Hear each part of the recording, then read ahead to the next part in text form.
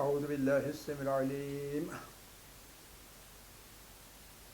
من الشيطان اللعين الرجيم بسم الله الرحمن الرحيم الحمد لله رب العالمين وصل يا ربي على محمد وآله الطاهرين اللهم صل على محمد وآل محمد وعجل فرجهم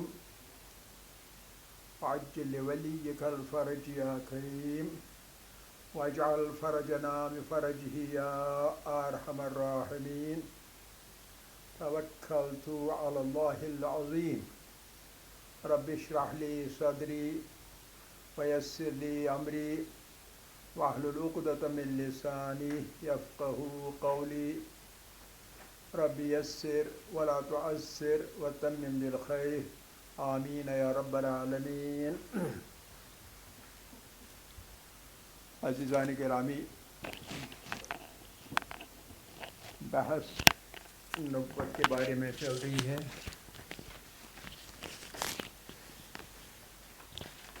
پچھلے درس میں ہم نے بیان کیا تھا کہ قرآن کس طرح سے تاثیر گزار تھے. اس کی تاثیر گزاری کے سلسلے میں دو قصے ہم نے بیان کیے تھے. ایک قصہ جس میں ابو جہل اور ابو سفیان اور پھر ان کا تیسرا دوست جو تھا وہ اخنس بن شریق چوری چھپے رات کی اندھیروں میں الگ الگ سے رسول اللہ صلی اللہ علیہ وسلم کو قرآن سننے کے لیے اس کے گھر کے باہر جا کر چھپتے ہیں ایک دوسرے کو پتہ کیے بنا، اور پھر پکڑے جاتے ہیں. جب اتنا منہمک ہو جاتے ہیں کہ صبح کا اجالا نمودار ہوتا ہے تو وہ نکلتے ہیں گھر کی طرف، راستے میں ایک دوسرے کو پکڑتے ہیں. تو پھر تیسری بار وہ عہد کرتے ہیں کہ دوبارہ ایسا کام نہیں کریں گے، حالانکہ اقرار کرتے ہیں کہ محمد صلی اللہ علیہ وسلم یقیناً حق پر ہیں، لیکن ہمارا کیا بنے گا؟ ہم اگر اس کی بات مانیں گے تو ہماری روزی پر آنچ آ سکتی ہے. تو دوسرا قصہ ہم نے فضیل بن عیاض کا بتایا تھا، جو ڈاکو زبردست بدنام زمانہ ڈاکو تھا، اور پھر اس نے ایک آیت قرآن کی سنی تھی جب وہ نقب لگا کے کسی گھر میں جا رہے تھے، دیوار پھاند کر ہمسائیگی میں ایک شخص قرآن پڑھ رہا تھا تو اس کی وہ آیت سنی، عالم یعنی للذین آمنوا.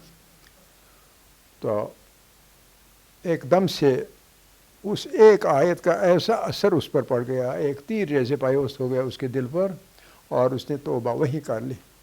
اور پھر اس اپنی اب تک کی حماقت کا زیادہ تب اعتراف اسے ہوا جب وہ ویرانوں میں چلا گیا اور وہاں ایک قافلہ جا رہا تھا. وہ ایک دوسرے کہہ رہے تھے کہ صبح ہونے سے پہلے قطعاً سفر پر نہ نکلنا، کہیں ایاز، کہیں کیا نام ہے اس کا فضیل آپ کو پکڑ نہ لے اور آپ کا مال اسباب لوٹ لے اور آپ کی جان پر بھی آ سکتی ہے. تو اس نے وہی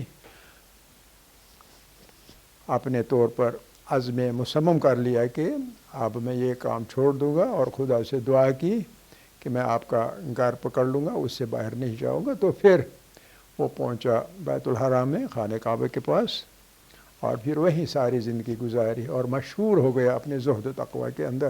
اور تاثیر کس چیز کی تھی؟ تاثیر تھی قرآن کریم کی.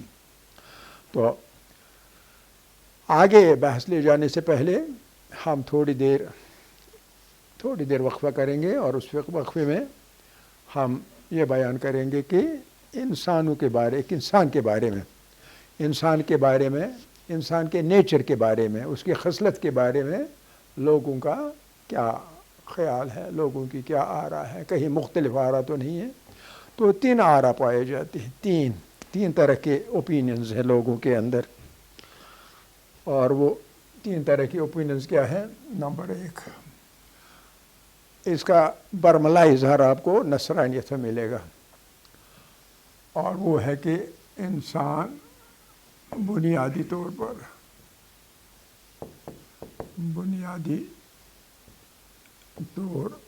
پر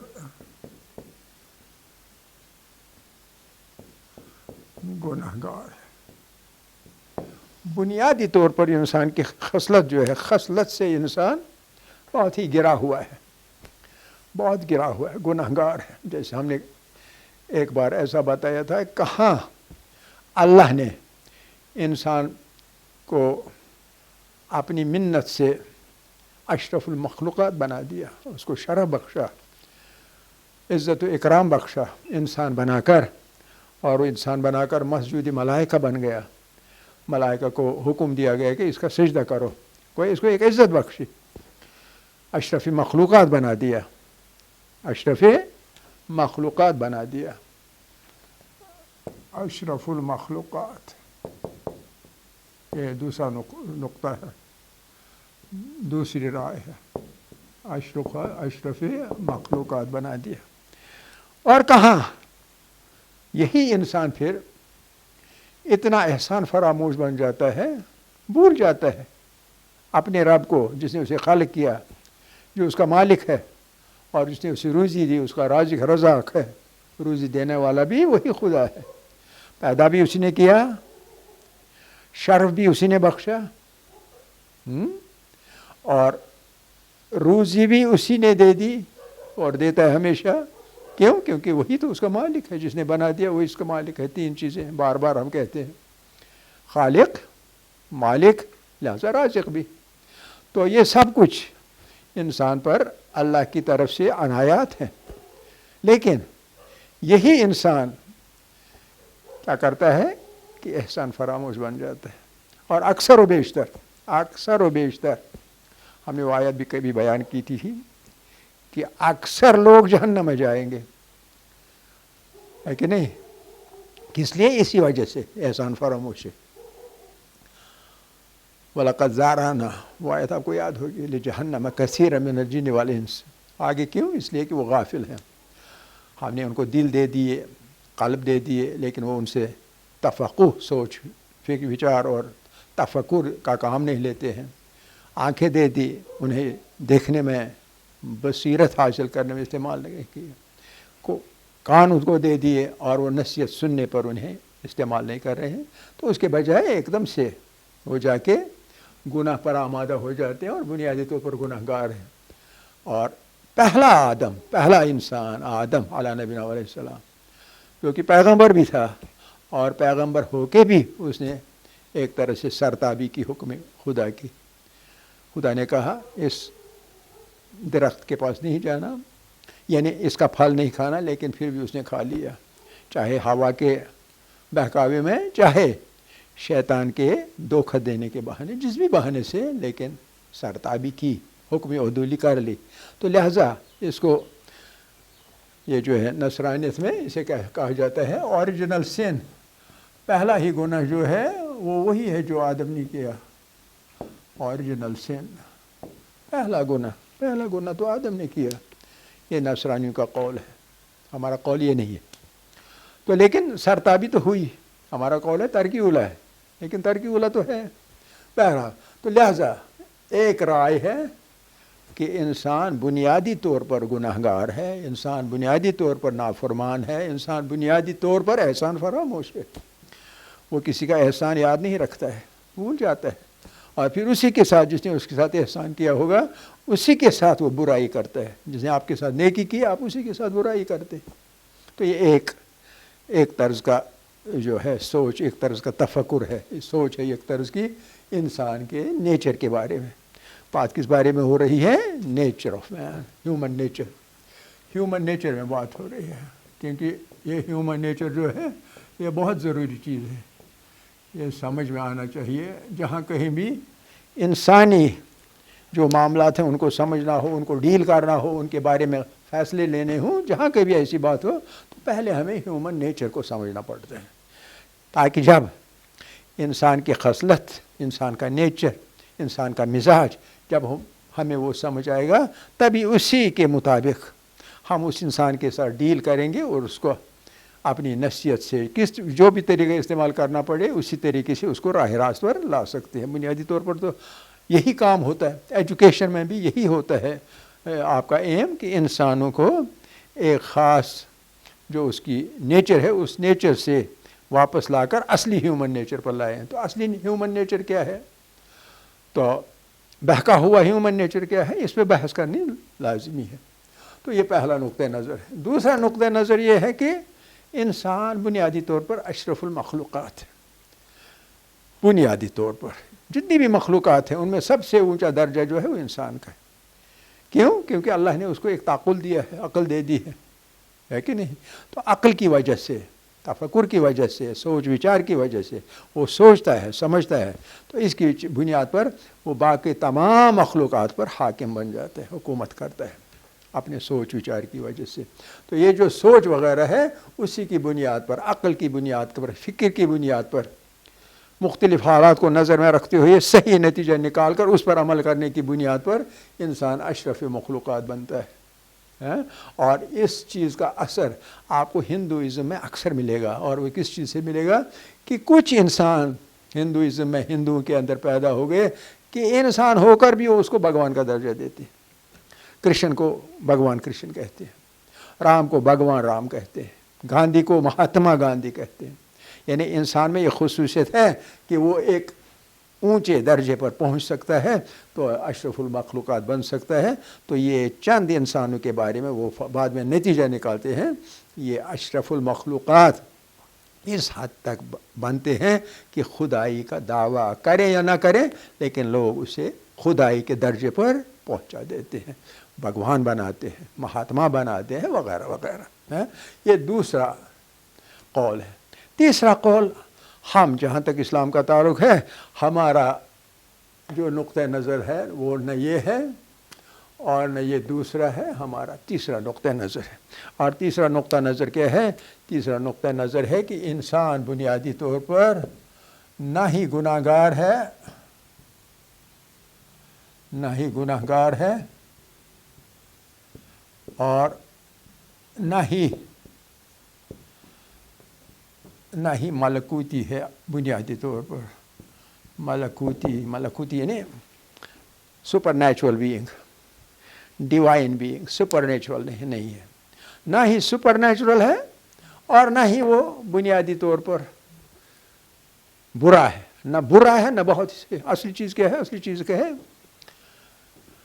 وَنَفْسٍ وَمَا سَوَّاهَا فَأَلْهَمَهَا فُجُورَهَا وَتَقْوَاهَا قَدْ أَفْلَحَ مَنْ زَكَّاهَا قَدْ أَفْلَحَ مَنْ زَكَّاهَا وَقَدْ خَابَ مَنْ دَسَّاهَا.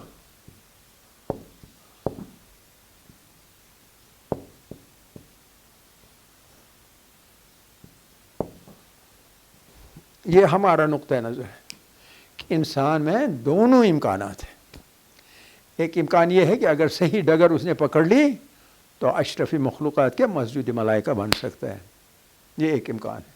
دوسرا امکان یہ ہے کہ اگر اس نے اپنے نفس کو کھلا چھوڑ دیا، بے لگام چھوڑ دیا، اپنے نفس کو کنٹرول میں نہیں رکھا، اپنے نفس کی صاف ستھرائی نہیں کی، اپنے نفس کو آلائشوں سے پاک نہیں کیا تو آخر پر وہ گر جاتا ہے اسفل السافلین تک پہنچ سکتا ہے. ایک امکان یہ ہے کہ کیا نام ہے اس کا، ایک امکان یہ ہے کہ مسجود ملائکہ بن سکتا ہے. مسجود ملائکہ یعنی ملائک جو ہیں تو فرشتے اس کے خادم بن سکتے ہیں. یہ آقا بن سکتا ہے اور فرشتے اس کے خادم بن سکتے ہیں، مسجود ملائکہ بن سکتے ہیں. اور دوسرا امکان یہ ہے کہ اسفل السافلین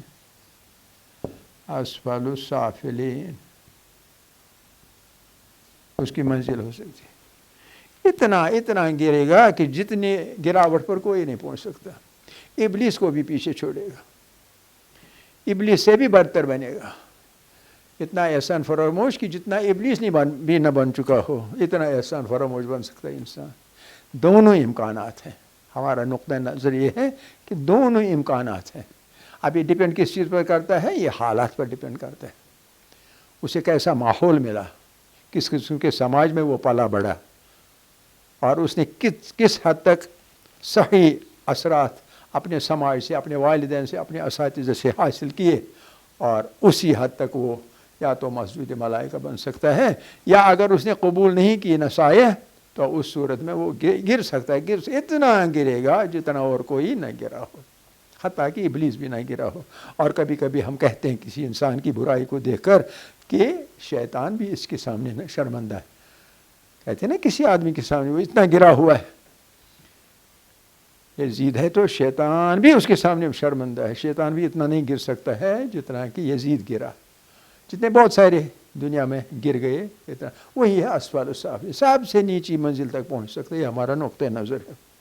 تو جب یہ نقطہ نظر ہے، لہذا اس لیے اللہ نے 2 طرح کے ہادی بھیجے، اس لیے یہ بنیاد یہی ہے، بنیاد یہ ہے کہ 2 طرح کی ہدایت کا انتظام اللہ نے کیا، ایک ہے ظاہر اور ایک ہے باطن۔ ظاہری ہدایت کا انتظام اور باطنی ہدایت کا انتظام۔ ظاہری ہدایت کیا ہے؟ ظاہری ہدایت ہے 1,24,000 پیغمبر جو ہے، انبیاء کا سلسلہ، انبیاء مبعوث کیے ہیں، انسان کے پاس بھیجے علیہم السلام تاکہ اس کی ہدایت کرے۔ تبلیغ کا راستہ اللہ نے کبھی بند نہیں کیا، کھلا رکھا، اور 2 طرح سے، ایک اس کے وقتاً فوقتاً پیغمبر بھیجتا گیا، اور دوسری چیز باطن سے بھی اس کے سامنے ایک ہادی رکھا، اور وہ باطن کیا ہے؟ باطن ہے اس کو عقل دے دی کہ وہ عقل کی بنیاد پر خود بھی سوچ وچار سے کام لے اور اپنے لیے راستہ متعین کرے، کون سا راستہ میرے لیے صحیح ہے اور کون سا راستہ میرے لیے غلط ہے، صحیح ہے کہ نہیں؟ تو یہ چیز، تو یہ ہمارا اس بارے میں ہے خدا کا ہمارے اوپر احسان ہے، ہمیں پیدا کیا، شرف بخشا، اور ساتھ میں اپنا شرف برقرار رکھنے کے لیے ہدایت کا انتظام کیا 2 طرح سے، باہر سے بھی، ظاہر سے بھی، پیغمبروں کی سلسلے میں، طریقے میں، اور دوسرا اندر سے بھی، ہر انسان کے اندر عقل رکھ لی، اور عقل کی بنیاد پر وہ فیصلہ لے سکتا ہے، اپنے معاملات کو دیکھ کر، اور پہچان سکتا ہے ہدایت کا راستہ کون سا ہے، گمراہی کا راستہ کون سا ہے۔ یعنی اگر وہ خالص خود ہی سوچے تو ہدایت کا راستہ قبول کرے گا، گمراہی کا راستہ چھوڑ دے گا، کیونکہ عقل ہمیشہ ہدایت کی طرف لے جاتی ہے، سمجھ رہے ہیں نا؟ تو یہ ایک چیز۔ دوسرا نقطہ نظر یہ ہے ہمارے سامنے جس کے بارے میں ہمیں بات کرنی ہے، اور وہ یہ ہے کہ ہمیں دیکھنا ہوگا کہ بات اصل میں قرآن کی ہو رہی ہے، قرآن جو ہے وہ بھی اسی ظاہری ہدایت کے اندر ہے، کتابیں، پیغمبر اور ان کے ساتھ کتابیں، آسمانی کتابیں، یہ بھی ہدایت کے اندر ہی آتے ہیں۔ اور اس کے بعد ہم آگے چلیں گے تو آگے چل کے ہمیں دیکھنا ہوگا کہ قرآن کا کیا درجہ ہے، قرآن کا کیا ہے۔ ہم قرآن کی بات اصل میں کر رہے ہیں نا، تو اس سلسلے سے ہمیں دیکھنا ہوگا کہ اب قرآن کی کیا صورتحال ہے۔ قرآن کے بارے میں عرض کر لیں کہ جتنے بھی پیغمبر اللہ نے بھیجے رسول اللہ صلی اللہ علیہ وسلم کے آنے تک، وہ سب کے سب اپنے اپنے قبیلوں، اپنے اپنے جغرافیائی خطوں یعنی خطے کی طرف، اپنے قبیلے کی طرف، اپنے لوگوں کی طرف محدود حد تک بھیج دیے۔ یعنی 2 چیزیں، پیغمبروں کا جو مبعوث ہونا ہے، بعثت انبیاء جو تھی پیغمبر صلی اللہ علیہ وسلم سے پہلے، بعثت انبیاء بھیجے گئے، 2 چیزیں نظر میں رکھی گئی، ایک جغرافیائی خطہ، کوئی ہندوستان میں بھیجا گیا، کوئی عرب میں بھیجا گیا، کوئی یورپ میں بھیجا گیا، کوئی کہیں بھی، جتنے سارے خطے ہیں جہاں بھی لوگ ہیں رہتے ہیں تو وہاں تو بھیجنا ہے پیغمبر۔ وَلِكُلِّ قَوْمٍ ہَادٍ، اللہ کا فیصلہ ہے کہ میں کسی انسان کو عذاب نہیں دوں گا اس کے گناہ کا جب تک نہ میں پہلے ہی اس کی ہدایت کا انتظام کر لوں۔ باطنی ہدایت تو ٹھیک ہے لیکن تب بھی گمراہ ہونے کا خطرہ ہے، کیونکہ اگر خالی عقل پر کوئی انحصار رکھے، عقل بھی کبھی انسان کو تکبر کی طرف لے جاتی ہے۔ تو لہذا تمام کائنات میں، تمام زمین میں قرہائے ارضی جو زمین کی ہے، خطہ ارضی جو ہے، جغرافیائی علاقے جو ہیں، ان تمام جو قومی بستی ہیں، ان کے لیے اللہ نے پیغمبر لازماً بھیجا ہوگا، بھیجا ہے، قرآن کا دعویٰ ہے۔ وَلِكُلِّ قَوْمٍ ہَادٍ، وَلِكُلِّ قَوْمٍ ہاد، ہاد یعنی ہادی، وَلِكُلِّ قَوْمٍ ہاد، اس لحاظ سے ایک تو خطہ ہوا اور دوسری چیز قوم ہو گئی۔ ہر قوم پر، اور قومیں مختلف خطوں میں بستی ہیں، تو لہذا مختلف جغرافی خطوں میں اور مختلف قوموں میں اللہ نے مبعوث کیے پیغمبر، ٹھیک ہے کہ نہیں؟ اچھا، لیکن جب تک رسول اللہ صلی اللہ علیہ وسلم کو اللہ نے نبی بن کے مبعوث نہیں کیا، تب تک مختلف قوموں اور مختلف خطوں کی طرف انبیاء بھیجے گئے، یعنی تب تک تبلیغ جو تھی، تبلیغ اللہ کی طرف سے محدود تھی، محدود، حد بدی کیا تھی؟ یا تو کسی خطے میں پیغمبر بھیجا، یا تو کسی خاص قوم میں، پورے دنیا پر کسی کو نہیں بھیجا۔ وہ کس لیے؟ وہ اس لیے کہ ارتقاء میں انسان کی جو ڈیولپمنٹ ہے، ابتدا لے کے آج تک ارتقاء میں چلی جا رہی ہے، ایک ایولیوشن جا رہا ہے۔ یہ بایولوجیکل ایولیوشن کی ہم بات نہیں کر رہے، ہم کلچرل ایولیوشن کی بات کر رہے ہیں۔ تو اس لحاظ سے خطوں تک محدود رہی تبلیغ، اور پھر جب اللہ نے مناسب سمجھا، اللہ کی مشیت ہوئی کہ نہیں ہمیں تبلیغ کو زیادہ عام کرنا ہوگا، تو اس وقت آخری پیغمبر جو ہے وہ خاتم کو بھیجا، خاتم یعنی خاتم الانبیاء۔ لہذا ہمارے پیغمبر کی جو رسالت ہے وہ آخری رسالت ہے، اسی لیے حتمی رسالت ہے، آخری رسالت ہے۔ لہذا قرآن جو ہے، قرآن بھی لہذا آخری کتاب ہے، آخری کتاب ہے۔ جب آخری کتاب، اب کوئی اور کتاب نازل نہیں ہوگی، یہ آخری کتاب ہے، تو جب آخری کتاب ہے لہذا اس کتاب میں جو تکامل ہوگا وہ مکمل ہونا چاہیے، تکامل اور رشد یعنی ارتقاء، تکامل اور رشد، تکامل پرفیکشن تو پرفیکٹ ہونا چاہیے، اس لیے اس کو تکامل کہیں گے، پرفیکشن ہونا چاہیے۔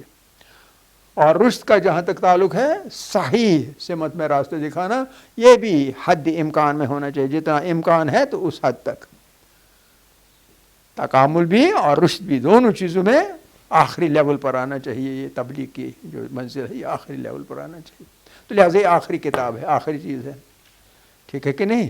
اس لحاظ سے جو قرآن ہے اور پیغمبر کی بعثت، جو ہمارے پیغمبر صلی اللہ علیہ وسلم کی بعثت جو ہے، وہ آخری بعثت چونکہ ہے، آخری، لہذا یہ دعوت جو ہے یہ آفاقی ہے۔ اسی لیے اللہ نے فرمایا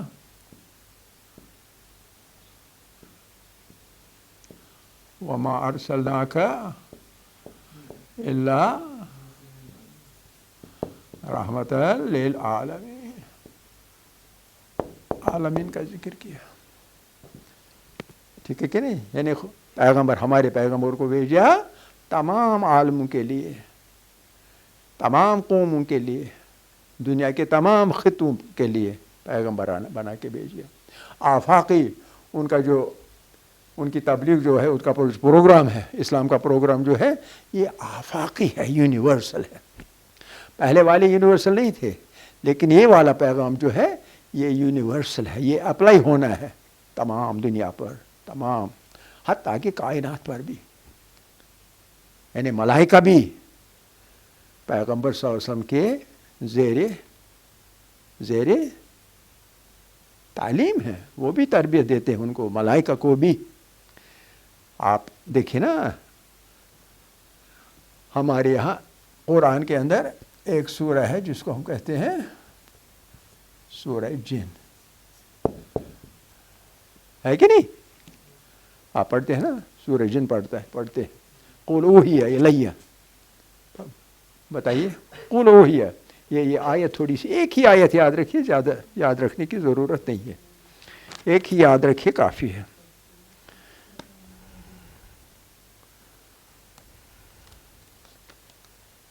قل اوحی الیہ انہ نفر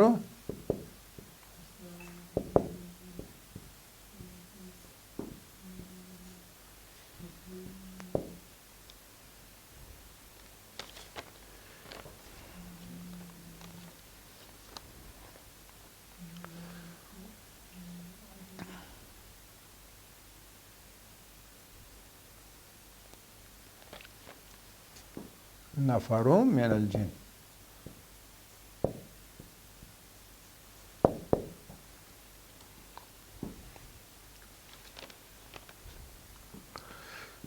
کہیں غلطی نہ ہو جائے تو لہذا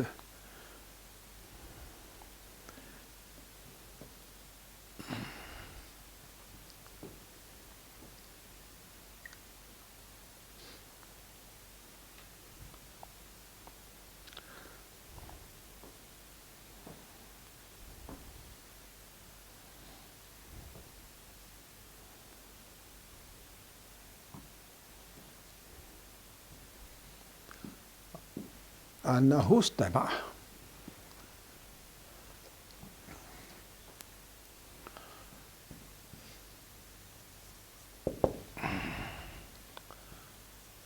نفر من الجن فقالوا انا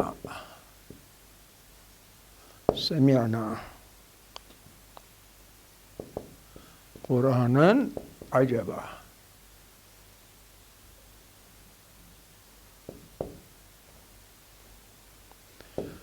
یہدی الی الرشد، اور یہ قرآن کیا کر رہا ہے؟ یہدی الی الرشد، ہدایت کرتا ہے عقل مندی کی طرف۔ فآمنا بہ، بس ہم نے اس پر ایمان لایا۔ ولن، اور ہرگز نہیں، نشرک، آئندہ ہم شرک کریں گے، ولن نشرک بربنا احدا۔ مسجد جن مکہ معظمہ میں مشہور ہے، جو بھی حج کرنے عمرہ کرنے کے جاتے ہیں وہ اس جگہ بھی جاتے ہیں، مسجد جن میں جاتے ہیں۔ ہدایت وحی کی گئی پیغمبر کی طرف، اللہ کی طرف سے، قل یا رسول اللہ، کہیے ان سے، لوگوں سے کہیے، اوحی الیہ، کہ مجھے وحی آ گئی ہے۔ کیا چیز وحی آ گئی ہے؟ انہ استمع، کہ کان لگا کر سنا، نفر من الجن، جنوں میں سے ایک جماعت نے کیا سنا؟ فقالوا، اور وہ سن کے انہوں نے کہا، انا سمعنا، بے شک ہم نے سنا، قرآنا عجبا، ایک عجیب قرآن سنا، تلاوت سنی، عجیب و غریب کی تلاوت سنی۔ اور اس کی خصوصیت ہمیں کیا لگی؟ یہ جن کہہ رہے یہدی الی الرشد، یہ صحیح راستے کی طرف ہدایت کرتی ہے۔ پس ہم نے کیا کیا؟ فآمنا بہ، ہم نے بھی ایمان لے آیا، ایمان لایا ہم نے بھی۔ ولن، اب ہمارا فیصلہ ہے، ولن نشرک، ہم کبھی شرک نہیں کریں گے، بربنا، اپنے اللہ کے بارے میں، احدا، کبھی بھی ہم اللہ کے بارے میں کیا نہیں کریں گے؟ ہم شرک نہیں کریں گے، یعنی ہم مومن بنیں گے۔ آپ کو معلوم ہے کہ جو جن ہوتے ہیں وہ آگ سے پیدا ہوئے ہیں، اور وہ وہی ذات ہے جو ذات ابلیس کی تھی، لیکن اس کے باوجود بھی ابلیس کے قوم کی طرف بھی اللہ نے پیغمبر کو رحمت للعالمین بنا کے بھیجا، اور ان نے اسی مسجد میں، اس کا نام بعد میں پڑ گیا مسجد جن، اسی میں انہوں نے قرآن سنا پیغمبر کو پڑھتے ہوئے، اور سن کے ان پہ اتنا اثر پڑ گیا کہ انہوں نے ایمان لایا۔ تو یہ سورہ جن کی پہلی 2 آیتیں، سورہ جن کی پہلی 2 آیتیں، تو یہ کس چیز کی طرف ہمیں اشارہ کرتی ہیں کہ جو